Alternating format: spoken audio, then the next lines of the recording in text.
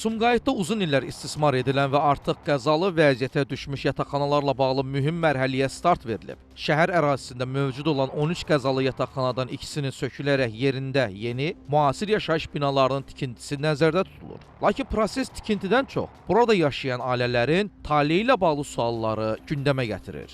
Şəhərin 15-ci məhəlləsində mövcud yataqxanaların sökülərək yerində müasir standartlara cavab verilən yaşayış binaların tikilməsi planlaşdırılır. Hazırda proses davam edir. Qeyd edim ki, ərazidə yaşayan sakinlər bildirirlər ki, qazıntı işləri zamanı arxada gördüyünüz yataqxanada iri çatılar əmələ gəlib və insan həyatı üçün təhlükəyə çevrilib.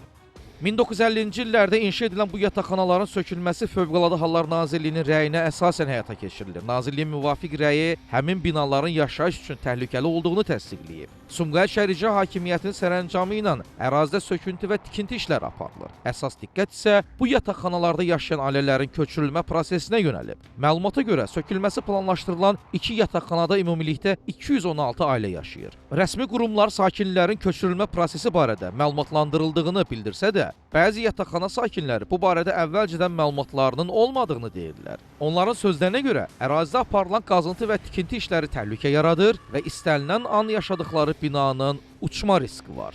Orada qazıntı işləri gedib, qazıntı işləri davam edən zaman binada sirkələnmə olur. Yəni bu hər bir sakin bunu təsdiqləyə bilər. Plus da orada torpaq hər gün biraz daha sürüşür.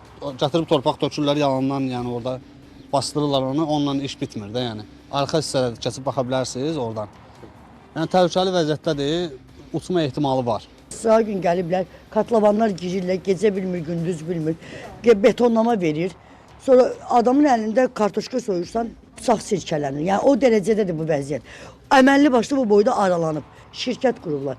Çağırırsan, deyirsən ki, qardaş, məni köçür, heç bir yerdə belə qanun yoxdur. Məni köçür, istəyirsən bunun altından, üstündən çıx. Məsələ ilə bağlı ərazidə tikinti aparan Sumqayıt Bağlar şirkətindən Xəzər xəbərə bildirildi ki, sakinlərlə fərdi qaydada görüşlər keçirilib və ilkin mərhələdə razılıq əldə olunub. Bəzi sakinlər tikinti başa çatana qədər yüksək məbləğdə kompensasiya alaraq yataqxananı tərk etmək istəyirlər ki, bu da layihənin ümumi konsepsiyasına uyğun deyil. Qeyd edildi ki, sakinlərin müvəqqəti olaraq kirayə mənzillərdə yerləşdirilməsi planlaşdırılır. Tikinti işləri başa çatdıqdan sonra isə ailələr mərhələli şəkildə yeni təmirli mənzillərlə təmin ediləcək və ya qarşılıqlı razılıq əsasında hər ailəyə kompensasiya veriləcək.